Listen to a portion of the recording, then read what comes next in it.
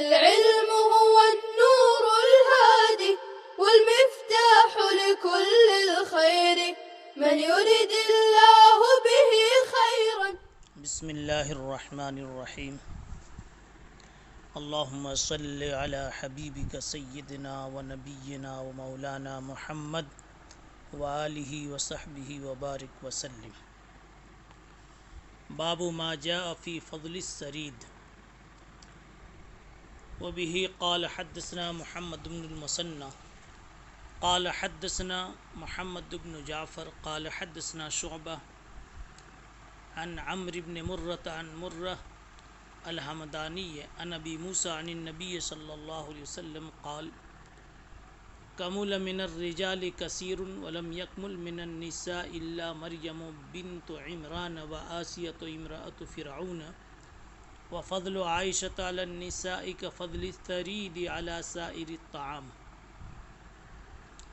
وفی الباب عن عائشۃ وانس هذا حدیث حسن صحیح.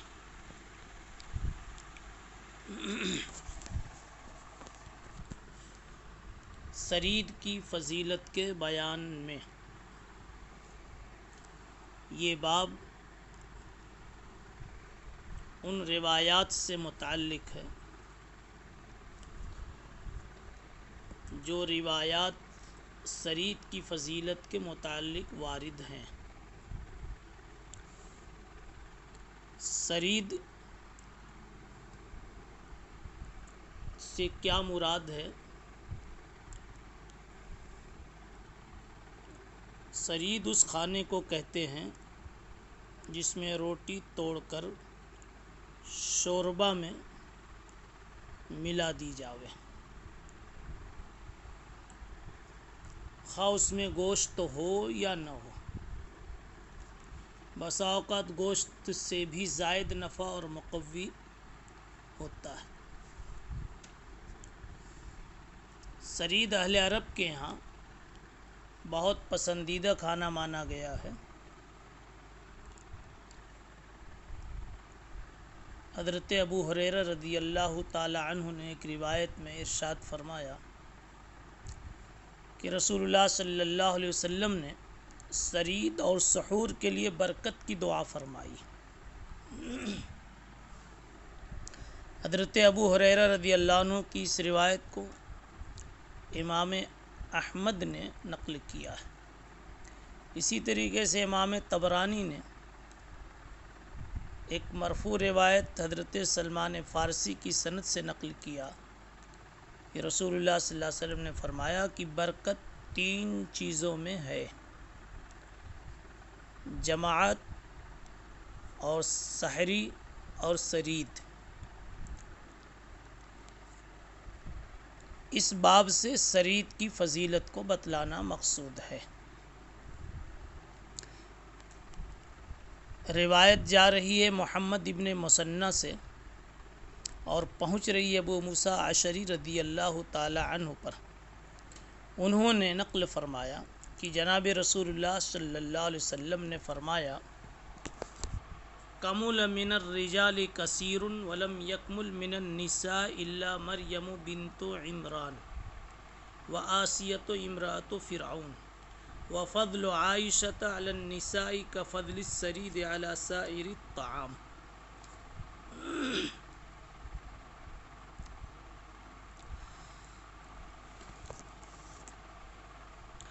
نبی پاک صلی اللہ علیہ وسلم ارشاد فرماتے ہیں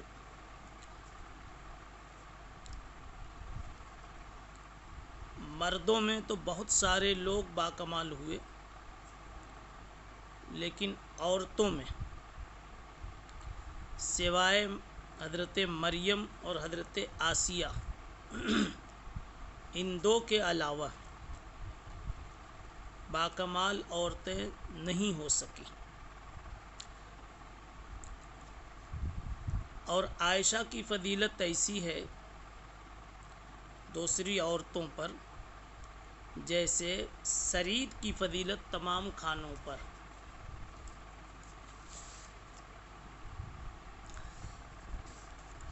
اس روایت میں مقصود تو یہاں پر امام ترمذی رحمۃ اللہ علیہ کا سرید کی فضیلت کو بتلانا ہے، لیکن حدیث میں دو مضمون آیا ہوا ہے۔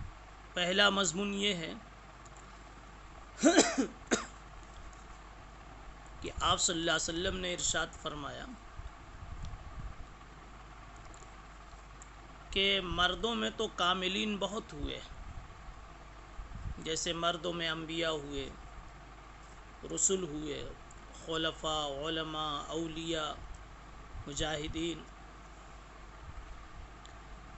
بہت سارے کاملین ہوئے۔ عورتوں میں دو کے علاوہ باکمال عورتیں نہیں بن سکی، ایک مریم بنت عمران اور ایک آسیہ فرعون کی بیوی۔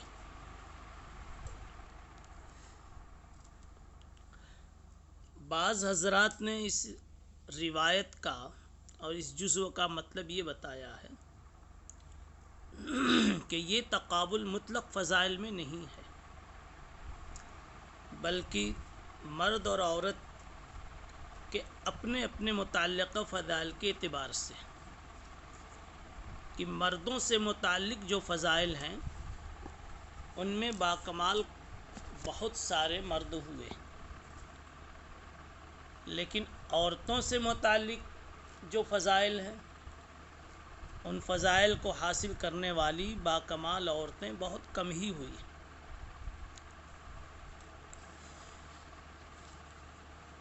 یہ اور اس جیسی روایات کو سامنے رکھ کر کے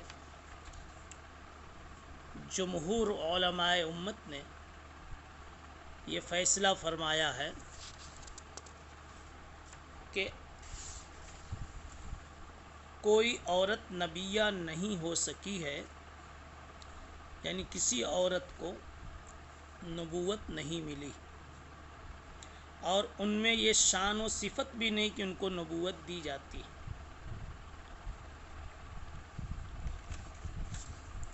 اگرچہ کہ کسی زمانے میں ابن حزم وغیرہ کے زمانے میں اس میں کچھ اختلاف بھی لوگوں نے کیا تھا، مگر سچ یہی ہے اور جمہور کا فیصلہ یہی ہے کہ کسی بھی خاتون کو اللہ نے نبوت نہیں عطا فرمائی۔ جمہور نے اپنے اس مدعا کو سب سے پہلے ایک آیت سے ثابت کیا، وَمَا أَرْسَلْنَا مِن قَبْلِكَ إِلَّا رِجَالًا نُوحِي۔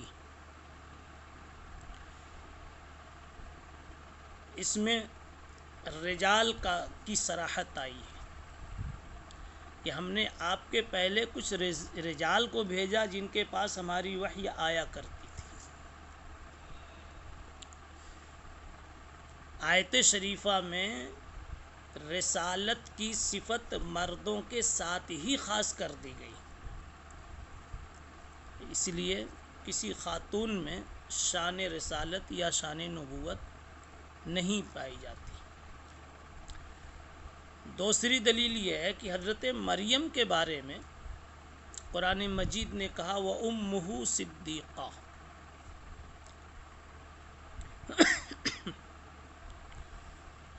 کہ حضرت مریم جو حضرت عیسیٰ علیہ السلام کی والدہ ہیں یہ صدیقہ ہیں۔ لفظ صدیقہ بہت عظیم مدح کے لیے استعمال کیا گیا ہے۔ اگر ان میں شان نبوت ہوتی یا نبوت کی بات ہوتی تو مقام مدح میں اس اعلیٰ درجے کی چیز کو ذکر کیا جاتا۔ جمہور نے تیسری بات یہ کہی کہ عورت اپنی ذاتی صفات کی وجہ سے ناقص العقل بنائی گئی، اور خدا پاک کی طرف سے نبوت و رسالت کا منصب جسے دیا جاتا ہے وہ ہر اعتبار سے کامل ہوتا ہے، اور یہ بھی مسلم ہے کہ نبی اس سے بڑھ کر، صاحب نبوت سے بڑھ کر کوئی عقل والا نہیں ہو سکتا۔ اس اعتبار سے عورت پھر بھی نبوت والی یعنی عورت میں نبوت کی شان نہیں پائی جاتی، یہ بات ثابت ہو جاتی ہے۔ خلاصہ کلام یہ ہے کہ عورتوں میں کوئی عورت نبی یا رسول بنا کر نہیں بھیجی گئی اور ان میں یہ صفات بھی نہیں۔ دوسرا ٹکڑا، دوسری بات جو اس حدیث میں بیان کی گئی، وَفَضْلُ عَائِشَةَ عَلَى النِّسَاءِ كَفَضْلِ السَّرِيدِ عَلَى سَائِرِ الطَّعَامِ، اس جملے سے مقصود حضور پاک صلی اللہ علیہ وسلم کا حضرت عائشہ رضی اللہ تعالی عنہا کی خصوصیت کو بیان کرنا ہے، فضیلت کو بیان کرنا ہے کہ جس طرح سرید ایک ایسا کھانا ہے جس میں کئی صفات تھے، اس کی لذت، اس کی غذائیت، اور وہ شوربے میں توڑی جانے کی، شوربے میں اس کے ڈبو دیے جانے کی وجہ سے اس کا زود ہضم ہو جانا وغیرہ وغیرہ، جیسے کئی اس کی صفات ہیں جس کی وجہ سے دوسرے کھانوں پر اس کو فضیلت ہے۔ ایسی حضرت عائشہ رضی اللہ تعالی عنہا میں کئی ایسی صفات ہیں، حسن اخلاق ہے، حسن کلام ہے، اصابت رائے، قوت رائے ہے، اور اعلیٰ درجے کی فقہ و فقاہت ہے۔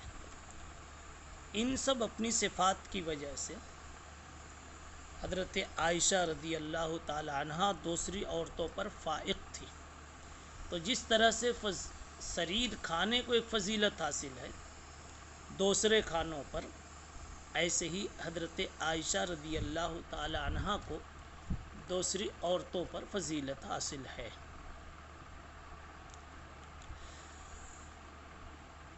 اس مقام پر علماء کرام نے ایک مسئلہ اور چھیڑا ہے کہ حضرت عائشہ کیا تمام عورتوں میں سب سے بہتر ہیں؟ تو آپ یہاں تھوڑی سی تفصیل یاد رکھیں کہ چند عورتیں ایسی ہیں کہ جن کی فضیلت کے متعلق کئی روایات وارد ہیں، ان روایات کی وجہ سے ہر ایک کی افضلیت کا خیال ہوتا ہے۔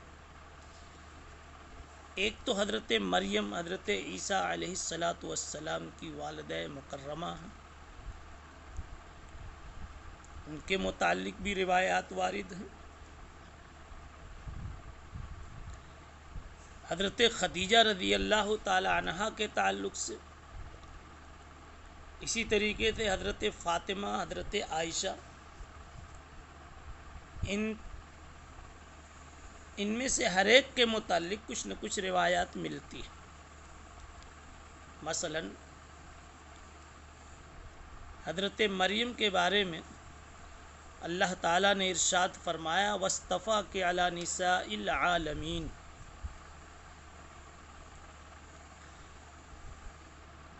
عالمین کی عورتوں پر حضرت مریم کو اللہ نے ترجیح دی۔ سب کے بیچ سے حضرت مریم کو چن کر کے اللہ نے اپنی مخصوص بندیوں میں شامل فرمایا۔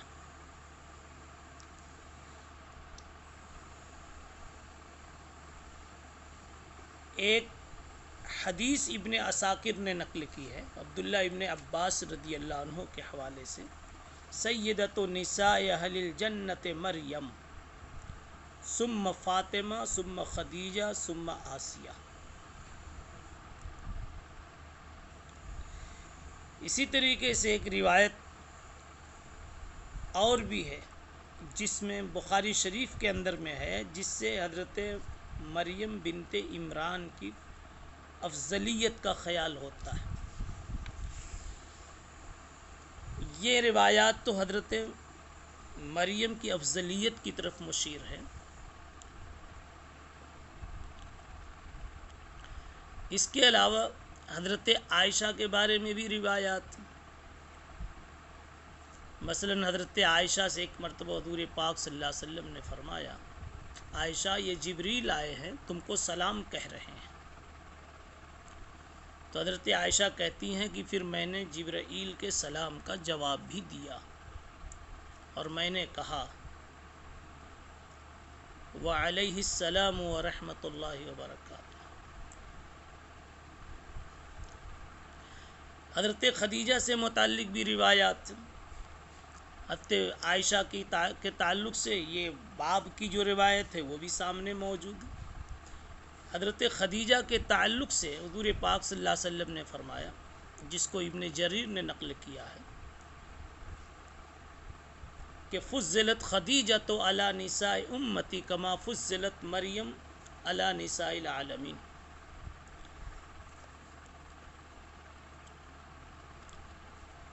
اسی طریقے سے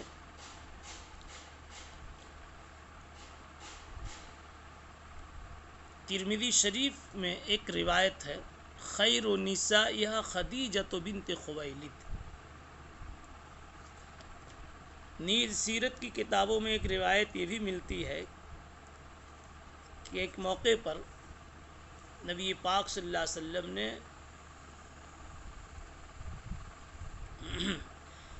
حضرت خدیجہ رضی اللہ تعالی عنہا کو اللہ کا سلام سنایا، یعنی حضرت عائشہ رضی اللہ تعالی عنہا کو نبی پاک صلی اللہ علیہ وسلم نے جبرائیل کا سلام بتایا اور حضرت خدیجہ رضی اللہ تعالی عنہا کو اللہ جل جلالہ کا سلام سنایا۔ اس سے بھی دونوں کی فضیلتوں کا اندازہ ہوتا ہے۔ اور حضرت فاطمہ رضی اللہ تعالی عنہا، ان کے بارے میں تو آپ جانتے ہی ہیں کہ آپ نے ارشاد فرمایا سیدۃ نساء اہل الجنت فاطمہ۔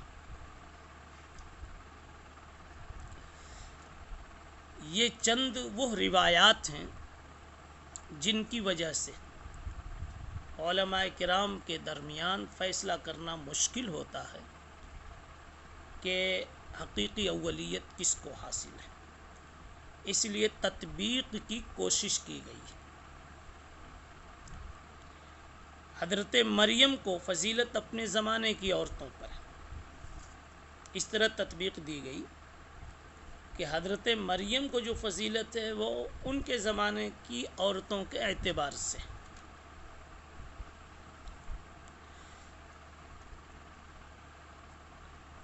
اور حضرت عائشہ، حضرت خدیجہ، حضرت فاطمہ کے تعلق سے جو فضائل وارد ہیں وہ اس امت کی عورتوں کے اعتبار سے۔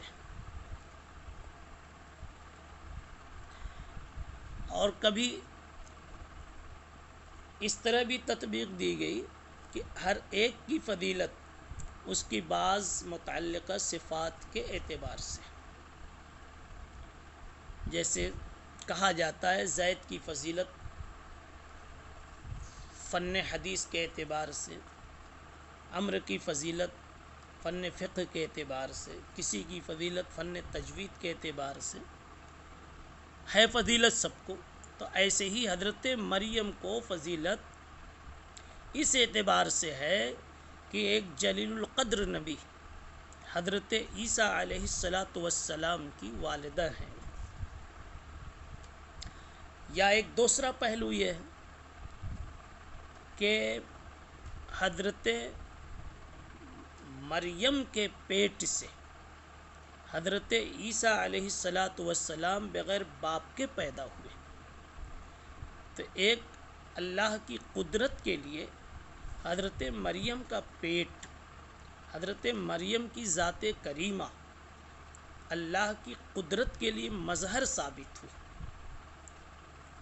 ظاہر سی بات ہے کہ جس ہاتھ پر، جس ذات پر کوئی خدا کی قدرت کا کرشمہ ظاہر ہو، وہ ذات، وہ ہاتھ بھی فضیلت والا بن جاتا ہے۔ اور دیکھیے حضرت عائشہ کو جو افضلیت کا پہلو حاصل ہے، ان کی اپنی خصوصیات ہیں، مثلاً ان کے علمی فقہی بصیرت اور حضور پاک صلی اللہ علیہ وسلم کی نگاہ میں محبوبیت کاملہ یا ان کے اخلاق، اور حضرت خدیجہ رضی اللہ تعالی عنہا کو اس اعتبار سے فضیلت ہے کہ سب سے پہلے ایمان لانے والی حضرت خدیجہ، اور اہم موقع پر جب رسول اللہ صلی اللہ علیہ وسلم کو سخت ضرورت تھی، آپ نے تسلی دی، ساتھ دیا، آپ نے اپنا مال بھی پیش کیا، ہر طرح کا تعاون فرمایا. اور اس کو حضور پاک صلی اللہ علیہ وسلم کبھی کبھی ذکر بھی کرتے تھے کہ عائشہ دیکھو، خدیجہ نے اس وقت ساتھ دیا ہے جب پوری قوم مجھے جھٹلا رہی تھی. اور حضرت فاطمہ کو علماء نے سب سے افضل اس اعتبار سے قرار دیا کہ آپ صلی اللہ علیہ وسلم سے جزئیت کا تعلق ہے، آپ کی اولاد میں ہونے کی وجہ سے. بہرحال ان چند روایات میں جو ایک طرح کا تفاضل تھا، اور اس تطبیق کی تقریر سے ہر ایک کا محمل متعین ہو جاتا ہے، اور باقی علم اللہ ہی کو ہے کہ سب سے افضل کون ہے. سبحان اللہ بحمدہ، سبحان اللہ العظیم. السلام عليكم. لا تنسوا الاعجاب بالفيديو والاشتراك في القناة تشجيعا لنا لنستمر بنشر المزيد إن شاء الله.